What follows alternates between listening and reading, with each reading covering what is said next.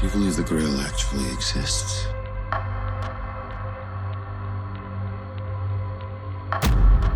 So what's your podcast about? Oh, it's about psychology, true crime, supernatural stuff, occasional paranormal or philosophical rant. Well, maybe I could check it out sometime. The search for the cup of Christ is the search for the divine in all of us. But if you want facts, Cindy, I've none to give you. At my age, I'm prepared to take a few things on faith. You must choose. But choose wisely. For as the true Grail will bring you life, false Grail take it from you. Himmler's interest in the occult led him to Grail Hunter Otto Rahn. Grail actually exists. I'm trying to free your mind, but I can only show you the door. You're the one that has to walk through it. It was this legend that drew Otto Rahn to Montségur on his quest to find the Holy Grail. Have you ever had a dream that you were so sure was real? What if you were unable to wake from that dream? How would you know the difference between the dream world and the real world? It was the seat of the Cathar Church and was rumored to house their most sacred relics. For as the true Grail will bring you life. Welcome to the real world. Please hold. This will only take 1.28 seconds. Your consciousness has been scanned. The results are concerning.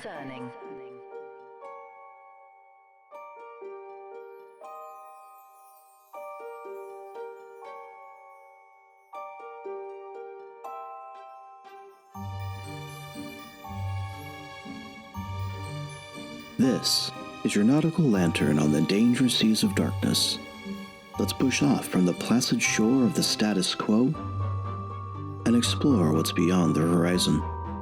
I am your host, BT, and this is Truth and Shadow, your podcast of the supernatural.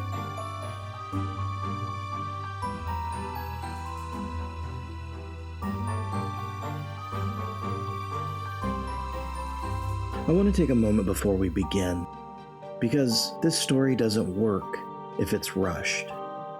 It doesn't work if it's treated like trivia. And it definitely doesn't work if we pretend the people involved were simply irrational or insane. They weren't. The most dangerous movements in history are never driven by madness. They're driven by the belief that history itself has made a decision. All that's left is to enforce it. Once that kind of belief takes hold, morality becomes an inconvenience. Evidence stops being something you test and becomes something you collect. And that's what happens when power starts looking into myth, not because it loves the past, but because the past can't argue back. The dead can't protest. Runes don't contradict you. Symbols don't say no. You can project anything you want onto them and call it destiny. That's exactly what happened in Germany in the 1930s. It wasn't some kind of side hobby. The Nazi pursuit of the occult was systematic, well-funded, extremely organized, and very intentional. Because a modern state that had severed itself from transcendence still needed some kind of permission to rule or to purify or to destroy. And permission is easier to extract from myth than it is from our own conscience. In Europe, when Christianity no longer carried authority, they didn't become secular, they became mythic. And what they did is they reached for bloodlines, for ruins, sacred geography, lost relics, anything that could make the violence they were going to do feel like it was ancient. Because if history already did it, then no one is responsible now. That's the psychological move. And once you understand that, the obsession with the Grail, with Atlantis, with ancient Aryan wisdom stops looking eccentric. It starts looking inevitable, which brings us to Otto Rahn. Rahn is unsettling because he doesn't fit the caricature. He wasn't a brute. He wasn't a bureaucrat. He wasn't even especially aligned with the Third Reich. He was a romantic scholar, a man who believed Europe had lost something sacred and didn't realize when it was gone. He believed the Cathars carried a truth that institutions couldn't tolerate. He believed the church didn't just suppress heresy, it erased an entire way of seeing the world. And he believed the Grail wasn't a physical object you could just put on display, but some kind of teaching of transcendence. Rahn wasn't hunting for power. He wasn't hunting for a way to make him more popular. He was looking for meaning for his life, and that's what made him useful. As it turns out, power doesn't need true believers. It needs people who believe in something old enough and beautiful enough that it can be repurposed. Himmler understood this. The SS wasn't just a military organization. It was a cult, an initiatory cult, an attempt to build a replacement priesthood.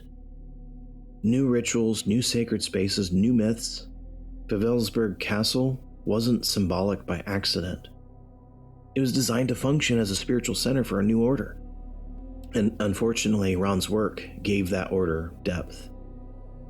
But once myth enters a system built on control, it doesn't remain myth any longer. It becomes an infrastructure. It gets stripped of ambiguity and pressed into the mold of service. The Grail stops being a question and starts being an answer. And answers are dangerous when no one is allowed to challenge them. Rahn didn't seem built for that world. He believed myth was supposed to humble you, not exalt you. He believed it was meant to transform the seeker, not give them permission to dominate others. And that put him on the wrong side of the machine that he was feeding. By the late 1930s, Rahn was isolated, marginalized, absorbed, erased. His story officially ends with death by exposure in the Alps. But exposure doesn't always mean cold. Sometimes it means seeing too clearly what something has become, and that is why Otto Rahn matters. Not because he explains Nazism, he doesn't, but because he reveals something more unsettling, that meaning-seeking doesn't make you safe. That myth detached from human history doesn't save civilizations, it can weaponize them. The Nazis didn't believe in mystery, they believed in ownership. And that's the line that keeps getting crossed again and again in every age that loses its metaphysical center. When the sacred becomes a resource, when symbols become property, when hidden knowledge becomes proof of superiority instead of a reason for restraint. Otto Rahn didn't create the darkness, but he mistook it for the doorway. And when power goes looking for God, it doesn't find God, it finds permission. And once permission is granted, the rest is just paperwork.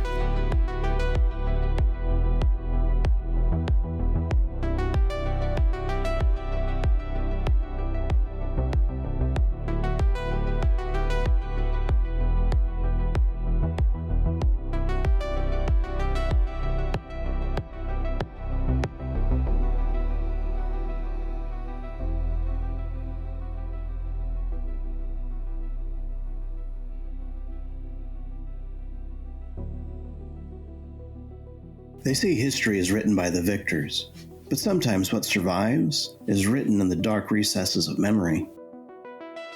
Somewhere in the mountains of southern France, a fortress still remembers the name a church tried to erase, Montségur.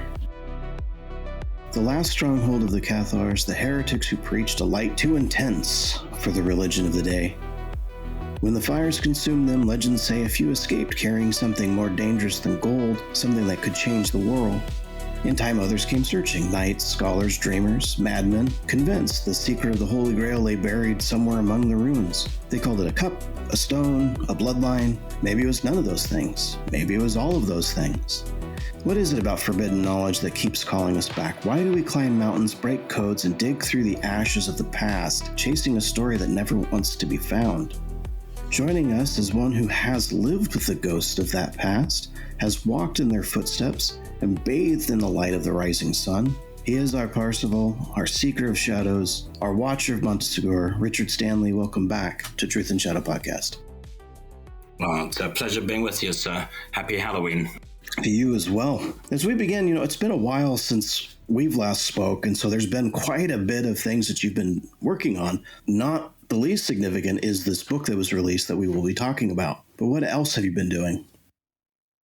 What else have I been doing? Well, as usual, fighting the crazy occult war that continues in the zone. This will always continue because there's just something about Montségur that seems to polarize people, whereas regular life just gets along in a sort of gray scenario. In Montségur, it seems to polarize into good and evil, and there's always some kind of crazy confrontation going on, which is tiring and time-consuming, but certainly illuminating at the same time. It keeps showing you vistas of the human experience and of human history that you don't see coming. All those issues that were problematic in the time of Otto Rahn, the German Jewish Grail Hunter, are still problematic now. The forces that would like to erase all trace of so-called Cathars and their hidden history, and along with it, any record of the researchers who have tried to raise the lid on that, Otto Rahn included. It remains fierce. Trying to get any of this material onto library shelves is pretty much impossible. And trying to find reference to the high history of the Cathars in university libraries or schools is virtually impossible. I don't think the whole Last Crusade was even mentioned in the English language until somewhere in the 1940s, until almost 7 centuries later, thanks to the diligent efforts of the Inquisition. And I think the forces of conservative Christianity, both within the Catholic Church and in the Orthodox Church, remain powerful and remain active and retain a vested interest, along with the French Republic, in making certain that this material does not make it onto the History Channel or become the basis for the next Game of Thrones or any of the things that it could potentially be, because it's one hell of a story. It's just hard to get at. Beyond that, been writing on any number of things. Have started on the sequel to Grail Hunter, which I hope will be landing, if not the end of next year, then the year afterwards, because it's another huge door-stopping tome following on the same themes. I'm glad that Grail Hunter, this beast, is finally available in American stores. It's the result of 30 years of crazy research. So rather than try to recapitulate it, if you're interested, I'd advise you to get your hands on a copy. Now, drafting on the next one, still trying to get another H.P. Lovecraft movie off the ground. But while events remain pretty complex on the ground, particularly in Rhode Island, where and in Providence itself, where I would ultimately like to see the rehabilitation of Howard Phillips Lovecraft, who is another marginal figure from the 1930s, like Otto Rahn, who deserves a fair hearing. And so I'm still chiseling away at trying to get the Lovecraft movie made. But in the meantime, I'm working on a lower budgeted rock and roll voodoo nightmare of my own creation, which when all else fails, always go to your own IP. And as my mum was a painter, every time she had a painting stolen from her, she'd always say, it doesn't matter, I can always paint another one. So, I sat down and invented Steel Donkeys, which is, a rock and roll nightmare drawing on Barbadoan legends, Bajan, Obeah mythology. And I don't think anyone's actually, brought any of that stuff to screen before, so I'm having a blast. That sounds wonderful. Yeah, this book, Otto Rahn, The Grail Hunter, The Secret of the Cathars and the Return of the White Lady. This was a great read. Specifically, I really enjoyed how first-person personal this was for you. You had written it from your own perspective, and I really enjoyed being able to read that because you could kind of participate in the quest as it goes from the chapter 1 all the way to the end of this book. And I think the listeners probably would like to know a little bit about Otto Rahn and who he was and some of his background.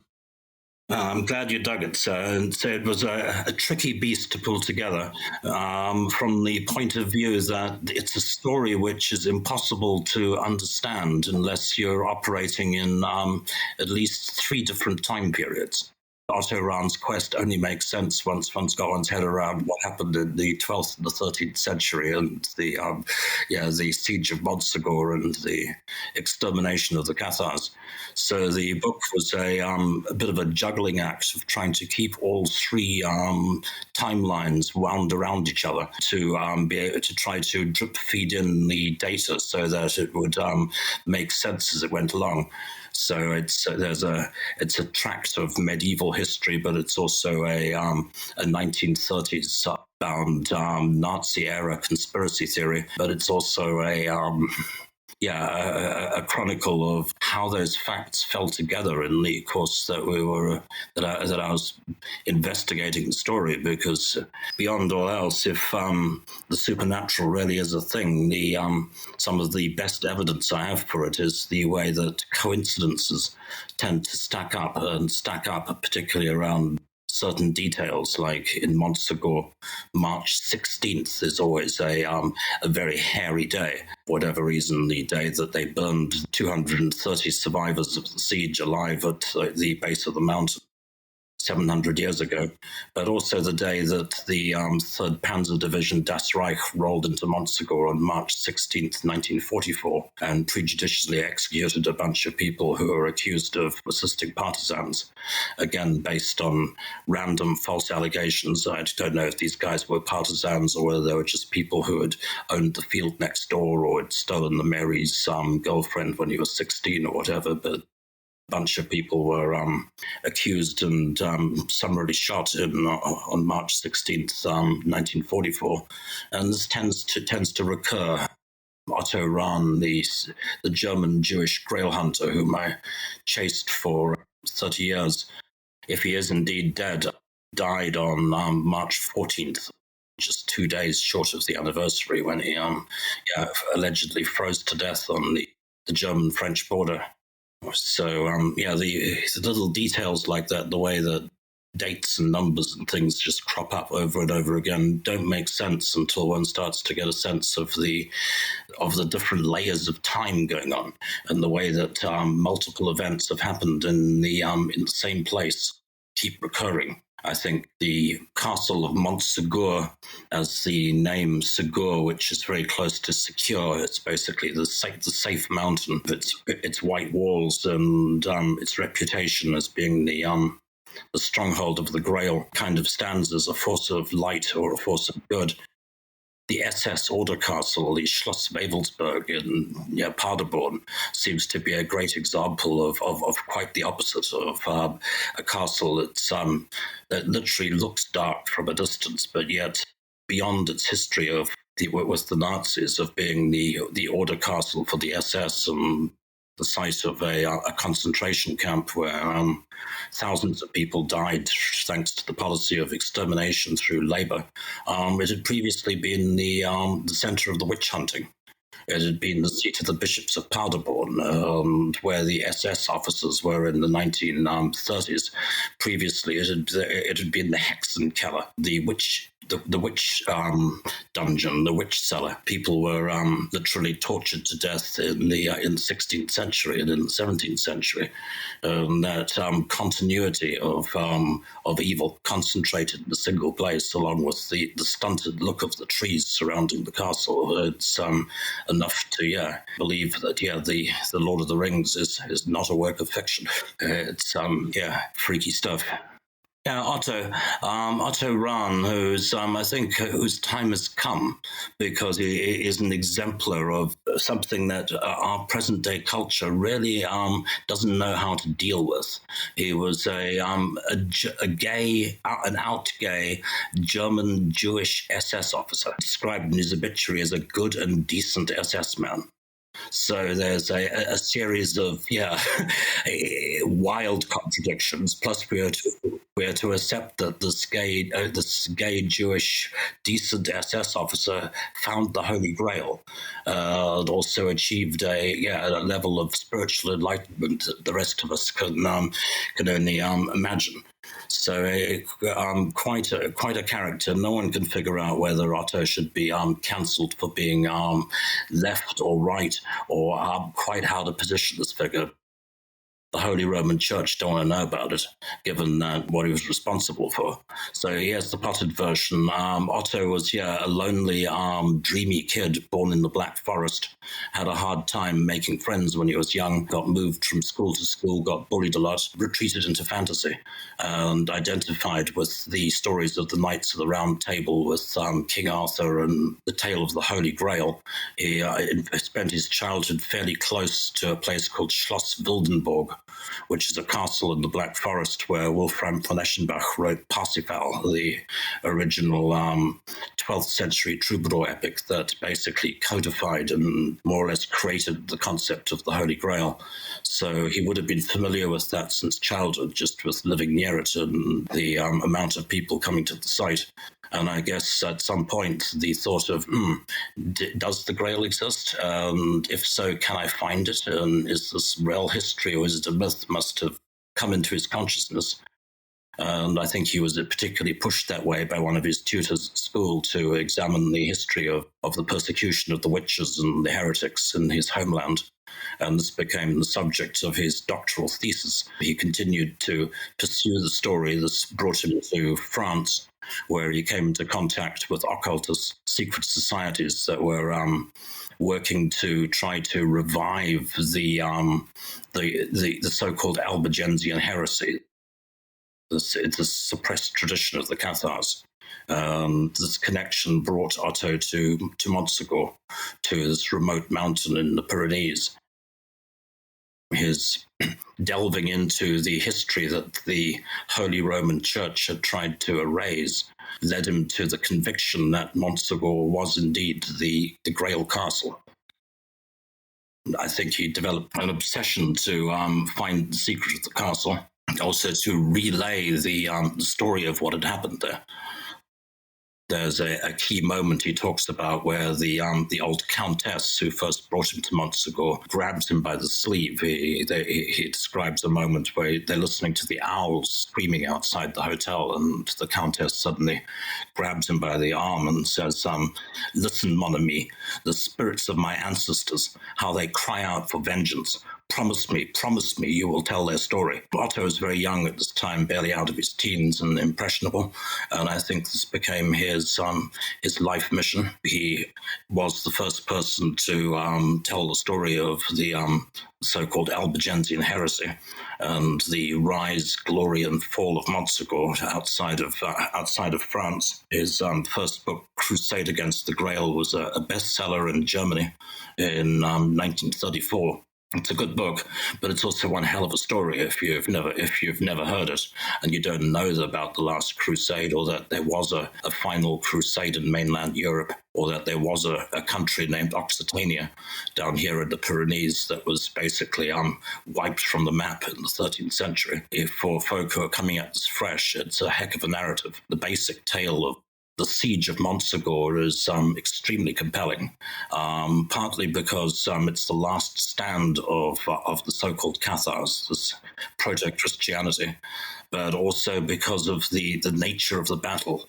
The siege lasted 10 months and took place on a very wild, high mountaintop in the Pyrenees. And there for 10 months, a group of not more than 250 to 300 knights held at bay a crusader army of between 6,000 to 10,000 dogs of war. This went on for 10 months in the winter of 1243 to 1244. And at the end of those 10 months, obviously they failed. Obviously, the castle had to fall. The odds were against them. They were given the option of either walking away scot-free, or so long as they renounced their faith, or going to the stake. Pretty much everyone left standing opts to die rather than to give up their faith. Moreover, a number of folk who just happened to be nearby at the time when they do their last ritual are spontaneously converted at the last moment and decide to die with them, which is also problematic for present-day historians to understand quite what happened there. But the sheer fact that so few held out so long against so many And at that point, this residual, this final stand of Occitania and the heretics, they were standing against not only the Holy Roman Church and the King of France and our so-called Spanish Inquisition, but the head of the Crusades, Simon de Montfort, who is better remembered as the founder of the British bicameral parliamentary system. There were Teutonic knights, Basque mercenaries. Given that the New World hadn't been found yet, it comes down to being pretty much 250 people against the world. Montségur against everything. Think about that. That's tremendously appealing to any fanciers of tales of underdogs against the system, regardless of whether I believe in the Grail or the right or wrong of what those people did. I mean, I think Arnie Schwarzenegger in Conan the Barbarian puts it best when he says, it doesn't matter who we were or why we fought or why we died. All that matters is that this day few stood against many. This is the case at Montségur. It's a very similar scenario to what we used to for the Battle of Thermopylae, the basis of that movie 300, and strikingly similar to the story of Masada. The difference being it's much closer to us in time. Those other events are classical, happened thousands of years ago, whereas Montségur was just 7 centuries ago, and the Inquisition, like the Nazis, were bureaucrats, kept a lot of records, insisted on interviewing and taking depositions from everyone arrested on March 16th, 1244.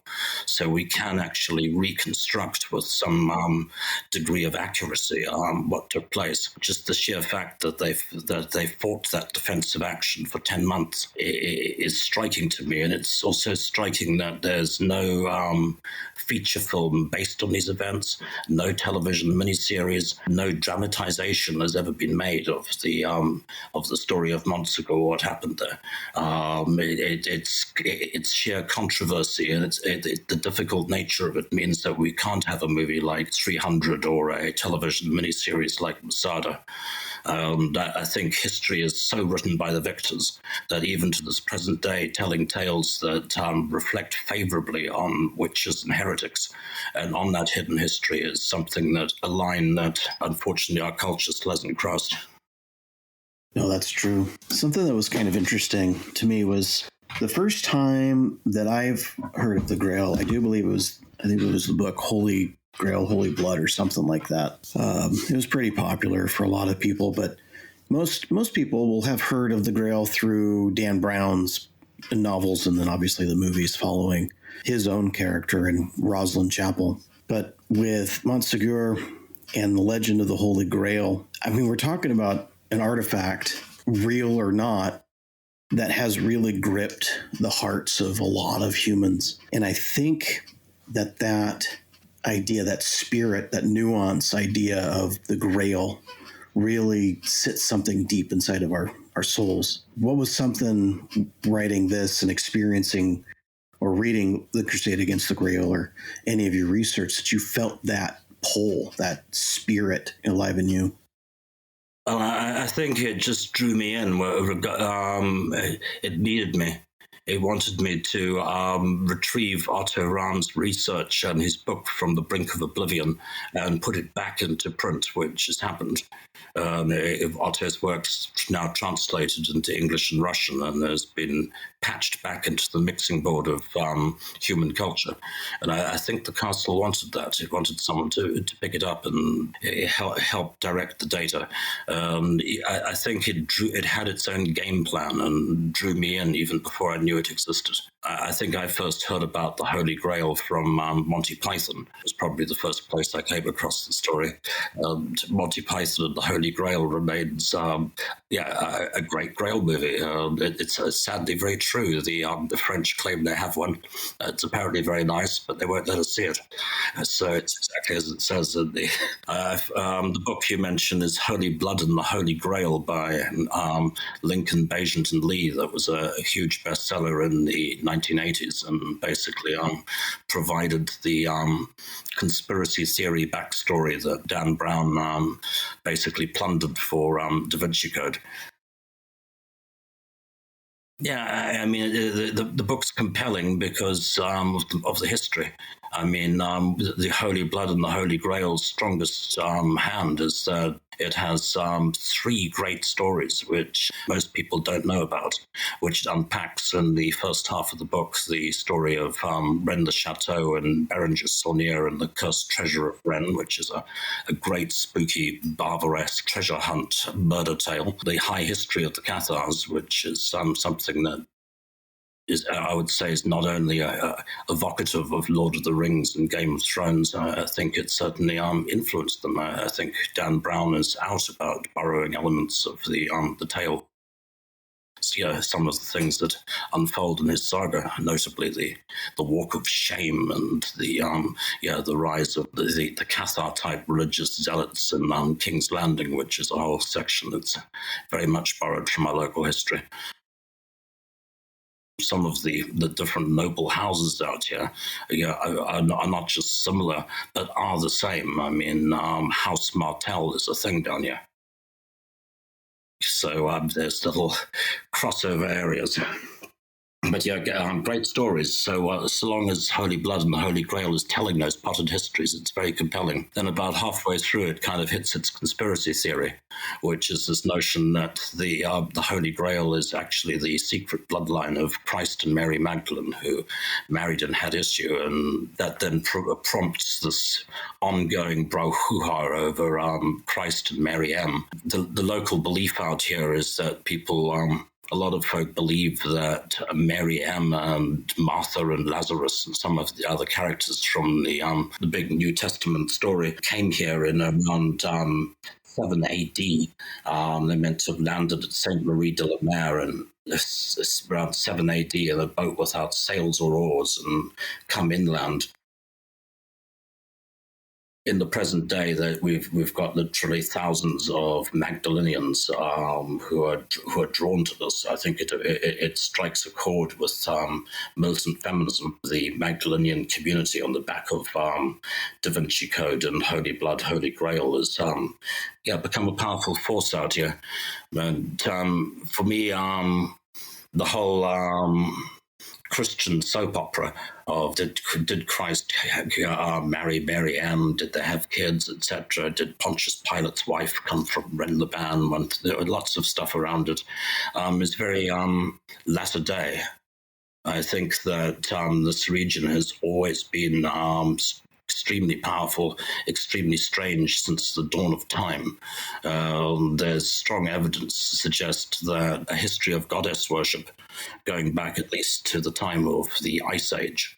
So 25,000 years before Mary M. got here. Even by the Cathars themselves would seem to be a proto-Christianity. They're a form of an earlier form of Christianity, which could include elements that were reformed out by the Holy Roman Church and which ceased to exist essentially after the Council of Nicaea. But does potentially lift the veil a little to give us a sense of what Christianity might have been like for the first 1,000 years or so before, the Emperor Constantine and the Holy Roman Church decided to rewrite the book and make certain that ladies were left out of the Bible, that you could have no further woman priests. Beyond that, Catharism also includes elements of Buddhism. A belief in reincarnation, primitive sense of karma, a notion that you have to keep coming back into the material world until you can reach their equivalent of nirvana, the true kingdom of heaven, and that our souls belong elsewhere but are downloaded into the realm of Maya, into the illusory material world in which we're tried and tested. So yeah, that part of it's very similar to Buddhism. And then there's also elements of pagan animism in there, like the high priestess is at once an initiated Christian priestess, but is also the living goddess, the living avatar of this feminine force. So and that force, I believe, still exists, and it may be in the present era. It's expressing itself through, the Dan Brownish Christ and Mary Magdalene myth. I have no idea whether it's true or not, and it should be said that as things stand, there's still no real archaeological evidence to support any of the biblical account. We have no DNA for Christ or Mary Magdalene, so have no honest-to-God way of telling at the present day whether anyone is descended from them or not, just as we have no not one single block of the Temple of Solomon that has yet turned out to actually be part of the Temple of Solomon. So there's a murkiness around the biblical narrative, a general sense that it obviously has been re-edited and rewritten substantially over the course of the last 2,000 years. Moreover, the folk who have been in charge of that editing and that for that 2,000 years have had the opportunity to remove records of entire tranches of history. Things could have been very, very different in the past from the accounts handed down to us. The presence of archaeological anomalies like Baghdad batteries, say, or the Antikythera device, which hint at ancient knowledge of electricity. The Antikythera device is not a time machine, as in the Indiana Jones movie, but it is the remains of some kind of navigational computer. It's at a level of technological and scientific knowledge in the deep past that was effectively erased by 7 centuries of censorship.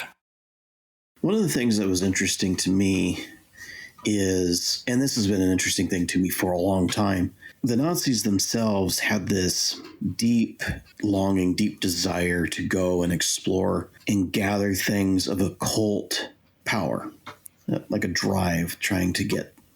And so when I read of an individual like Otto and I see, okay, well, he was involved in this, but maybe where he was born is kind of a circumstance of where he's at. So that's why he might be a Nazi. But at the end of the day, we have another Nazi going after some kind of occult item. What kinds of ideas or thoughts did you process when you're looking at that drive, the Nazis looking at the occult? The longer I pursued Otto, the clearer it became that it was Otto's quest. I mean, he set out to do that on his own initiative. I don't believe he was actually sent by anyone.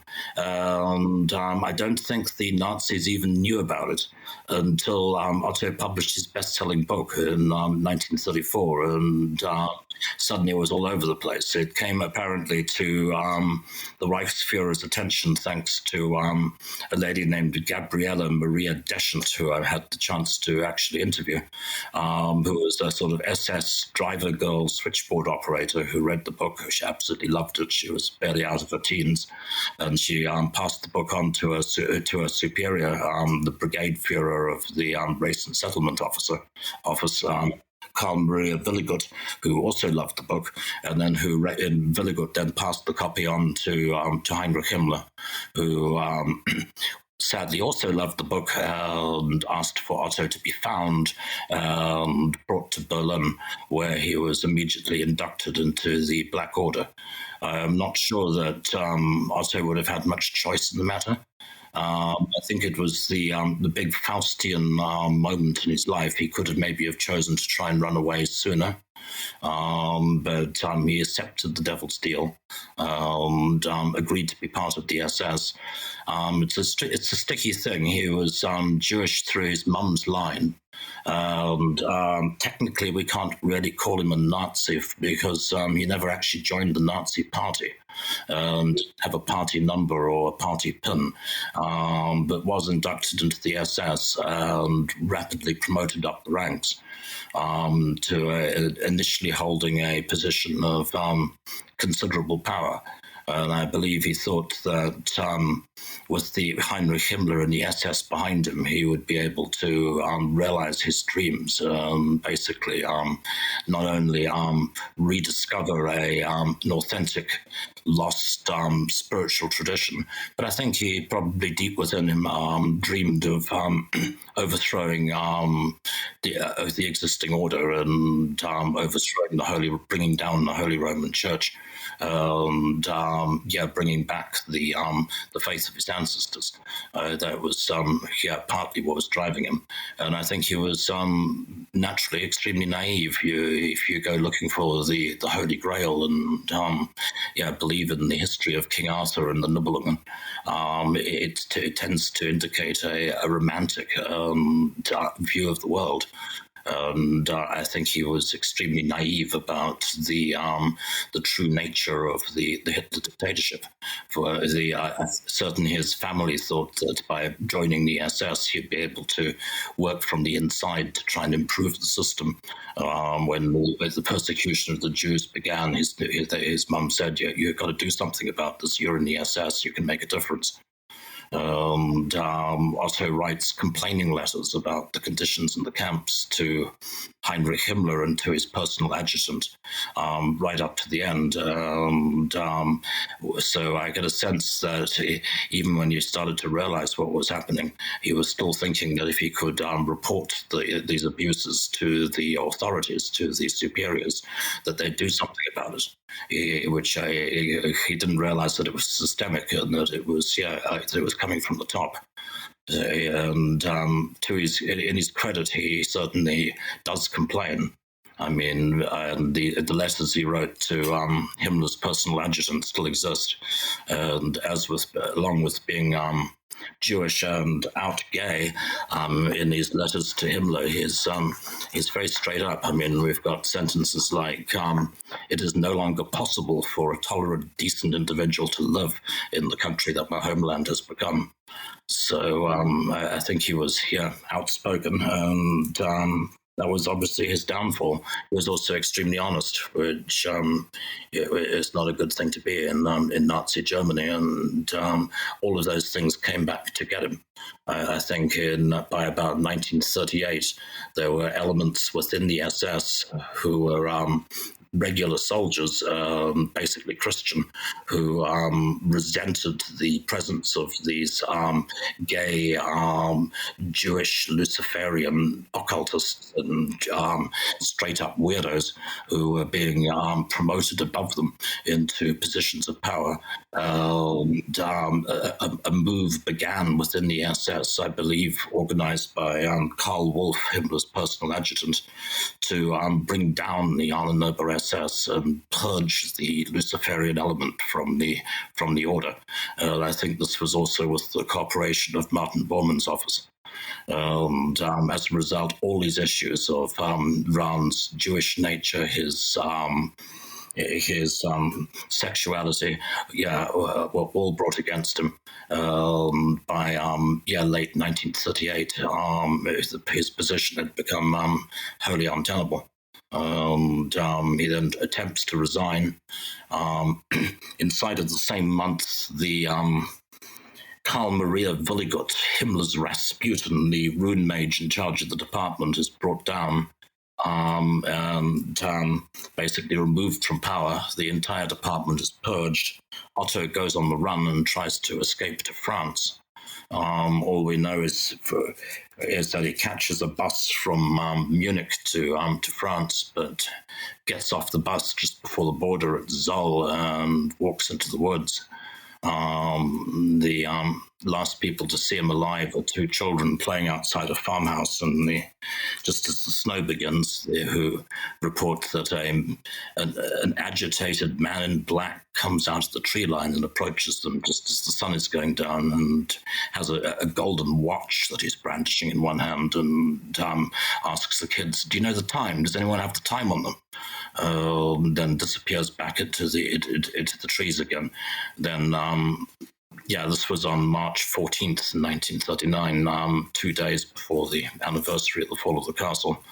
And Otto's body then is allegedly found under the snow 3 months later, having apparently sat down underneath a tree, and cause of death on the death certificate is that he apparently froze to death, hypothermia, and then was simply covered by the snow, and the body lay there until the springtime, when it was moved to Zoll and subsequently identified by the SS before being returned to the family. So we have only the SS's word for it, that it's Otto's body, and that's the way it fell together. I believe the kids, I talked to one of them, to Billy Meyer, the boy who is still alive. And so I believe that's roughly how it fell together, but short of actually getting a DNA sample from the body and the currently resting in the graveyard in Darmstadt, it's remained slightly open. So we find, yeah, basically I was going to ask about Otto's death. You answered that question for me. And one of the things that has me curious was he seems to start, kind of like this, I'm going to use the word historian, but he ends up really diving into the idea, the myth, if you will,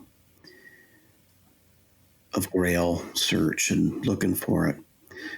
And I'm just wondering, at what point does someone become someone who's a researcher crosses that line and they become a believer in the story?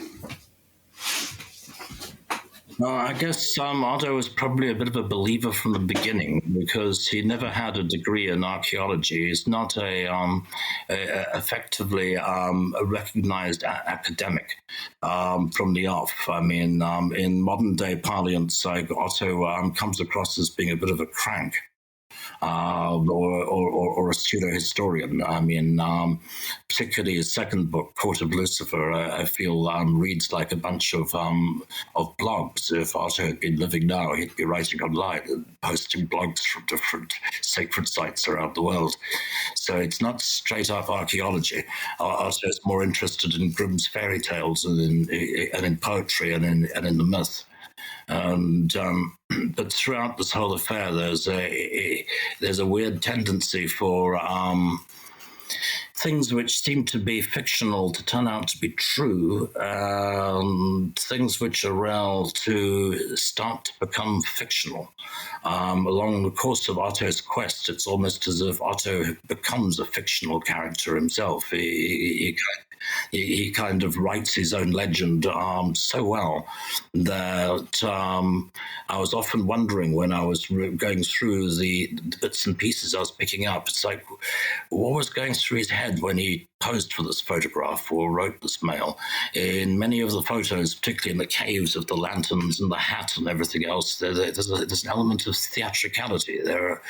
He's positioning himself in a very particular way, and when he writes his letters complaining about the conditions in Buchenwald and Dachau to Heinrich Himmler, does he know that those letters are going to be on record in 100 years' time and in the Bundesarchiv? Otto is very good in some ways at curating his image, and in a way he certainly becomes a mythic figure, right down to finally having his martyr's death in the snow. Almost the reverse of the death of the Cathars. Rather than burning, it's freezing, but on the same anniversary. And I've found that I'm kind of in danger of going down that same path myself, not so much freezing to death, but becoming a fictional character in the course of chasing the story. Real life starts to seem oddly unreal. Particularly from the Montségur perspective, it has a habit of sometimes capsizing your identity that way. It feels like the castle puts out a sort of signal, like a dream always returns. That's so powerful that your own sense of who you are crumbles in the face of it. It's a funny thing. A lot of people come here to Montségur, to the mountains of the Pyrenees, because they believe that they were they're reincarnations from that time period. And we get approximately 100 to 150,000 people coming every year to the castle of Montségur. And out of that, a significant number of folk believe that they were there in a past life, which becomes problematic because often you get multiples at a single time, where you get multiple Esclamont de Foires, multiple Raymond de Perez, the Lord of the Castle, multiple Brother Matthias, one of the Cathar Perfecti who helped smuggle out the treasure, is very popular. So you get 3 or 4 of them a year. And all these people aren't hallucinating, yet they can't all possibly be the reincarnations of those folk. Maybe only 260 people died on the in the flames in 1244, but there's thousands of people who remember burning at the stake in a past life. So I think it's some kind of signal or morphogenetic field that the thing sends out. And somehow if you get too close to the mountain or get caught in that field, it starts to become your reality in a very weird way. It's like... even if you don't think you're a reincarnation, it's amazing how quick ladies start affecting medieval or pre-medieval clothes. Guys start to express an interest in learning how to use a bow or getting sword lessons. If you're there longer than a few weeks, you start thinking, maybe I should try dressing in chainmail and see how that looks. You just sort of get spontaneously sucked into it. And at some point, Otto became, I guess, his own myth, would have become some iteration of Parsifal if Heinrich Himmler's Schloss Wavelsberg is a negative, an anti-Camelot, then we can see his rune mage, Karl Maria Willigut, the Brigade Führer, as being kind of the anti-Merlin.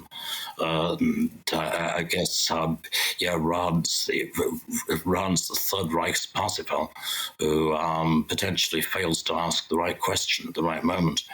He certainly... blew it in modern day parlance. I mean, he had maybe 2-3 years where he was able to turn the Third Reich's money and influence to his own ends, but then it killed him pretty fast. Just as the Reich pretty much killed every occultist and laid waste to the European esoteric world. Something that I was thinking about is, it's like you had said at the beginning, we're kind of looking around these 3 different time periods when you're researching and looking at this and trying to pull them into this cohesive story.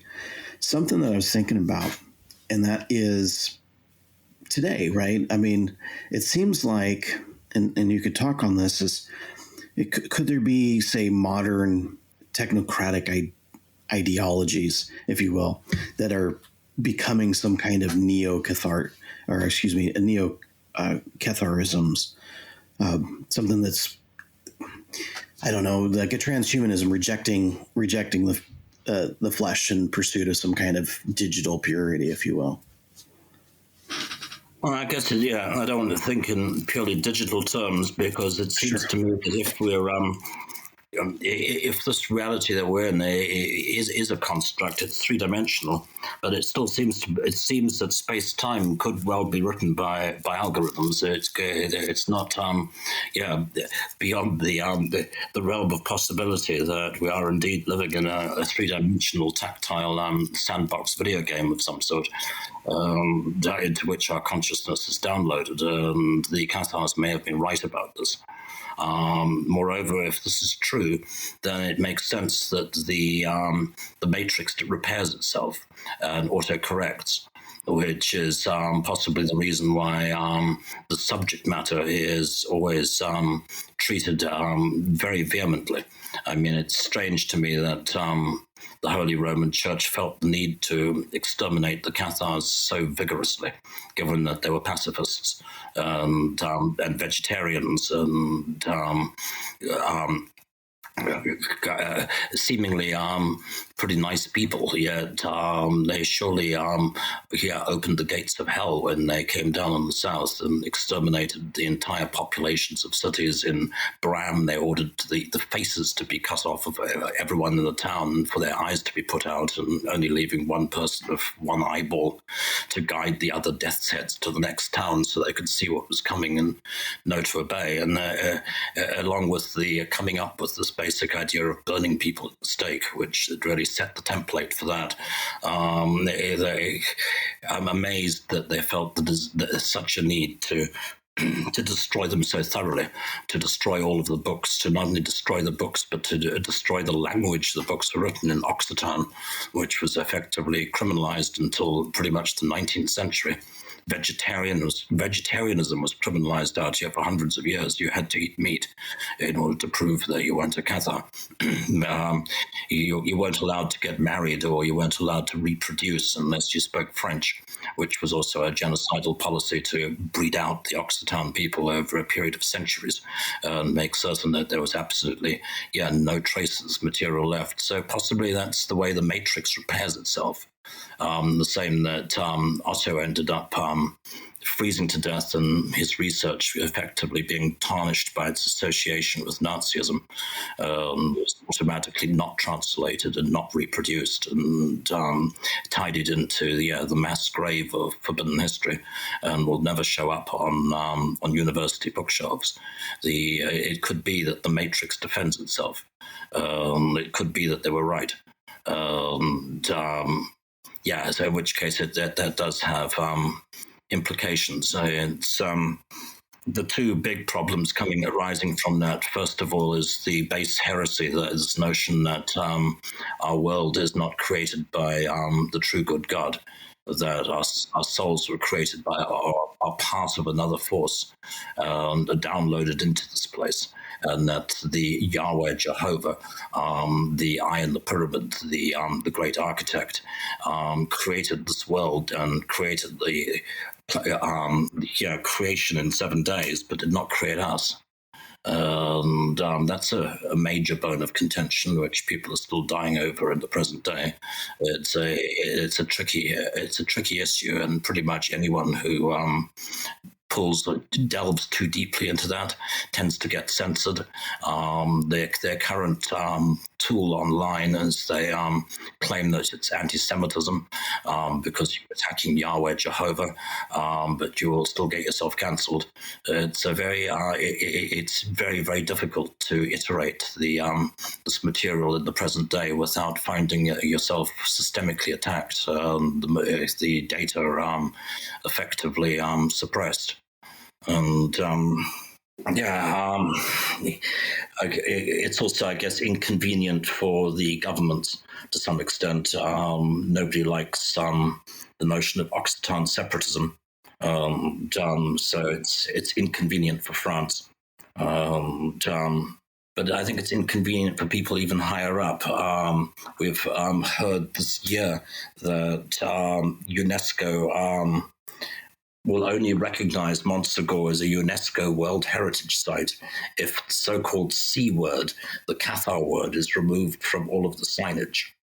If there's no signage on the mountain telling the Cathar history or mentioning the Cathar history, then UNESCO will finally sign off on the deal, where Montségur's been parked on the UNESCO shortlist for about 15 years. And I'm currently scratching my head as to why UNESCO doesn't want to acknowledge that any of that stuff even happened. But it again feels like a systemic attempt to, as with the keeping history books on this matter from schools and universities, to just make certain that the story does not exist, that people do not know about it.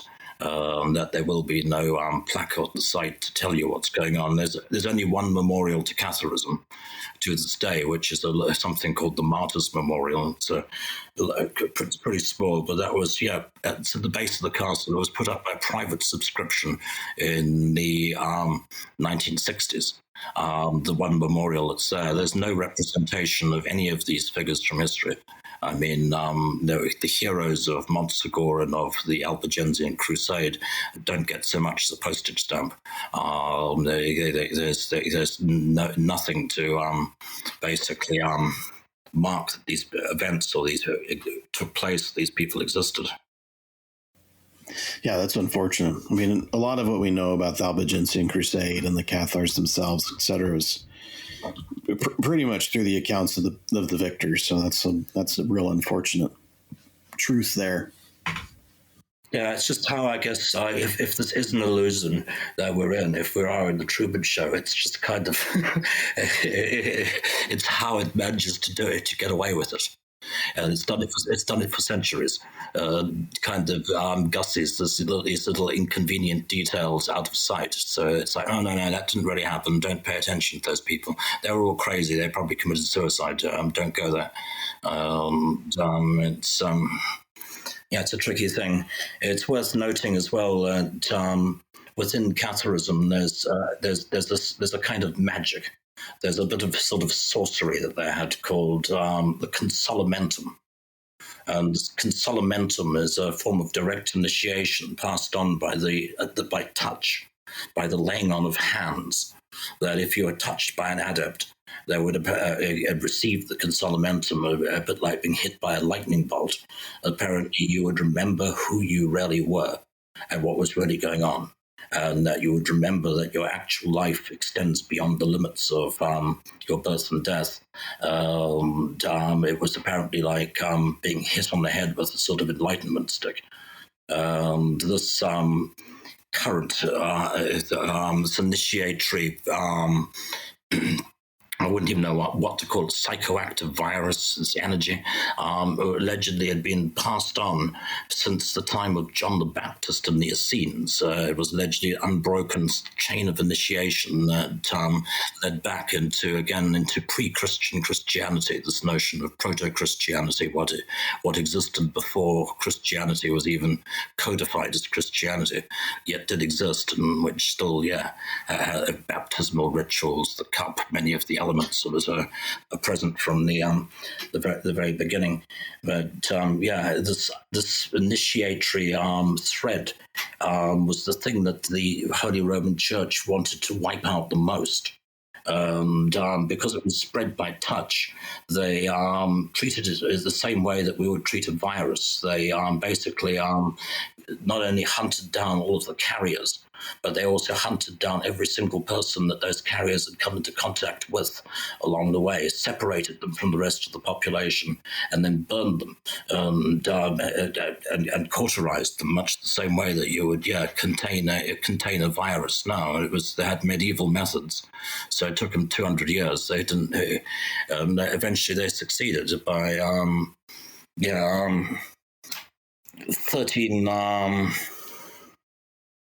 1321, they had killed every single person who had received the consolamentum, and it effectively ceased to exist.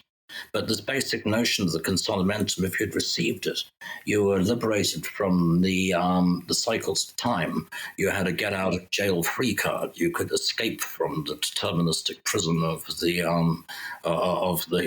this world. The notion that the people who did so effectively might still exist or do still exist on another channel is something that it still floats around. Esclamond de Foix, the Cathar high priestess who basically created Montségur, who endowed its construction and is the guardian force of the mountain. Although she's a real historic figure who was born, married, had two kids, and part of a bloodline that flows into the kings of France. She never died. We have no date of her death. They say that she passed alive into the kingdom of heaven. That she was transmuted into a dove, or basically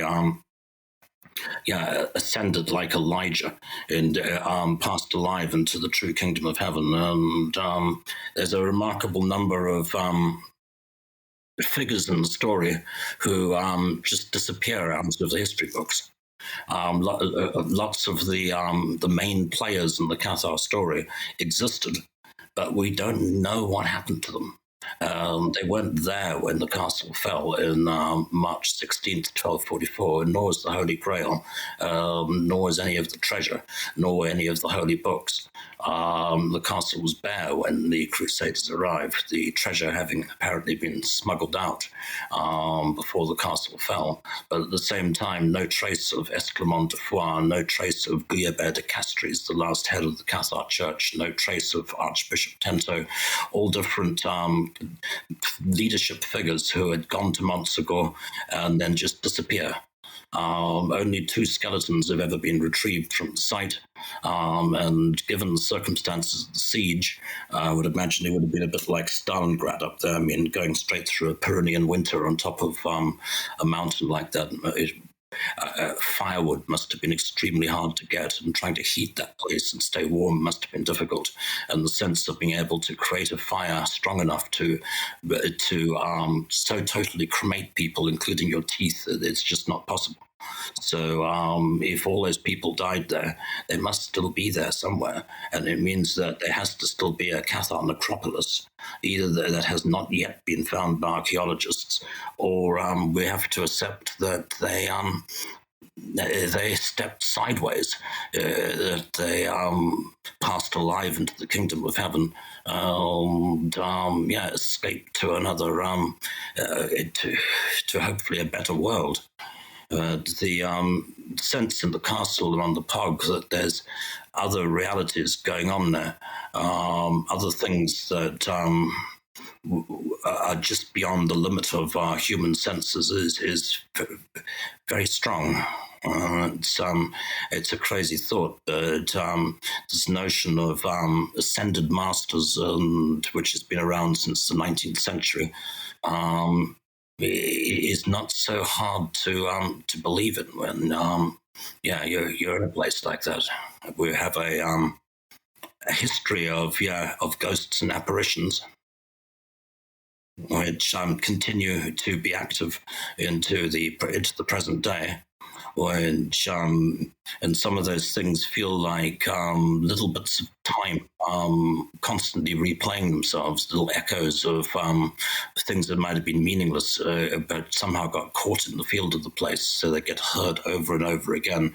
People have been reporting hearing a stick tapping along the battlement and going down the steps for at least 100 years. I've heard up to 2 people a year saying, "Oh, I heard the tap, tap, tap," and then it stopped when it came to the courtyard, and that story keeps coming. There's folk down on the ruins of the Cathar village on the east flank of the mountain. There's a little place there where we've all heard hammers and nails, tack, tack, tack, tack, tack, tack, tack, tack. And I've stood with 2 or 3 other people and listened for maybe an hour to those sounds of hammering, and which sounds like somebody building something or banging something together a few hundred years ago. A lot of the stuff that just that's around is basic little bits of time repeating itself. But then there's also a sense of entities or forces that still live within the mountain. Wow. Yeah, no, that's been a great conversation, Richard. So as we wind down, take an opportunity to basically talk about, a little bit about what you've got going on. Again, remind listeners some of these things that you've done, you're working on, and this is the opportunity for you to self-promote, basically. Oh, well, I'm always nervous about self-promoting, because usually if people find out too much about what I'm doing, they try to stop me somehow. I do recommend picking up a copy of Otto Rahn, Grail Hunter, because it's a true story. It's not my story. I just tried to collect the pieces and put them together between 2 covers in an order that might make them comprehensible. I wanted to pass it on, and it's full of maps, place names, and a great many places in there that I've not had time to visit myself. And there's a lot of room in there for personal inquiry. I think go to the places check it out for yourself. It's a real thing, and it rewards closer examination. Beyond fighting to defend the castle, which is another story. I'm still trying to make movies, which is a very difficult thing to do in the present era, without being part of Netflix or part of the system. Being an indie filmmaker has become proportionately more difficult every year of my life, it seems. Now shooting a new project. It's called Steel Donkeys. It's set over a bank holiday Saturday in Birmingham, with three kids who steal a Barbadoan power object, which is something containing an entity from the island of Barbados that should never have been in their hands to begin with, which proceeds to get out on a Saturday night in Birmingham. So it's a little collision between, I guess, voodoo, Lovecraftian horror, and a worst case scenario night out of the town, and enjoying it tremendously. So very much hoping that I'll have that beguile folk with next year. And in full flow on the next volume of the Rahn story. The Grail Hunter concerns events between, I guess, the time of the Cathars and 2007 is the last event in the book. Obviously, that's now quite a ways ago. A follow-up is due, and most of my thoughts on that are now orbiting around the subject of Shambhala, the initiatory city or monastery somewhere in Central Asia. I don't feel that I'll be ready to deliver the book until I've been there. So that's the one thing holding me back. The title of the book is The Gates of Shambhala. It's meant to pick up from the Grail quest, continue through into the issue of millennialist and apocalyptic trends in current day Hinduism, Buddhism, Islam, Judaism, and Christianity, and the way that's feeding into the state of affairs out there in the world. Which is Shambhala is the place that's meant to produce the next avatar of Vishnu, the Kalki avatar, who's supposed to bring about the end of the Dark Age, the Kali Yuga in which we're currently living, and this notion of hidden imams and second comings and things is something which is, I think, causing the world a fair amount of trouble at the moment. So it's a continued quest, and I do believe that a Shambhala might exist, which is, and unless I've had the chance to kick the tires on that and actually go to the places, go to the coordinates, who am I to say that that's not true? So before I can actually turn my manuscript into Bear & Co. into inner traditions, I feel that the logical way to complete that one is to actually have to Mongolia, to the Chinese border, to that little pocket where a bunch of different cultures flow into each other. And I also think that we're coming towards a time where, sadly, it's clear the Dalai Lama is reincarnate again, and it's quite clear that what's going to happen is that we're going to end up having a Western Dalai Lama and an opposing Chinese Dalai Lama. It's going to schism in the same way that the Catholic Church once had a pope and an anti-pope. So it's an interesting time to be there. So that's my plan for next year, is that once finishing Steel Donkeys, I'm trying to put together a Shambhala expedition. I don't think that this will be over until, I've actually gone there and seen for myself. All right. Well, Richard, I appreciate you coming back on my show and diving deep into this. I appreciate it. Well, life is short, and I keep trying to find ways. It's such a complicated story. I keep trying to find ways of getting it across more cogently. Thanks for having me, sir. I wish you a great Halloween. It's all still ahead of you. It's just winding down here. You take the blue pill. The story ends. You wake up in your bed and believe whatever you want. You take the red pill. You stay in Wonderland. goes.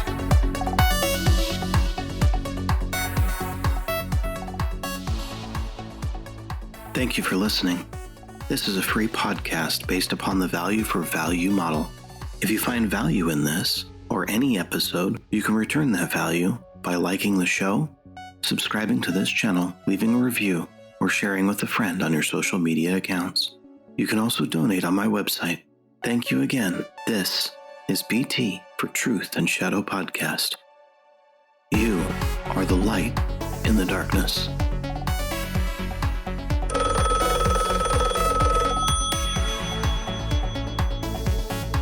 It's a very strange, funny time where...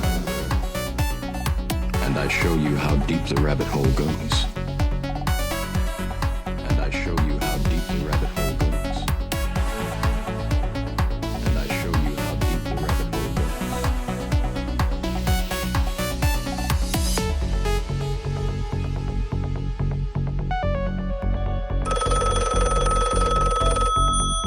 goes. You take the red pill. Everybody would love to be able to be themselves if they can. Remember, all I'm offering is the truth, nothing more. Because they must fall in line with the person who follows them. You stay in Wonderland. Believe whatever you want to believe.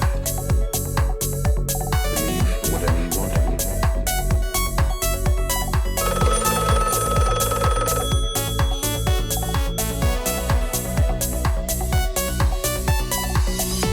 How would you know the difference between the dream world and the real world?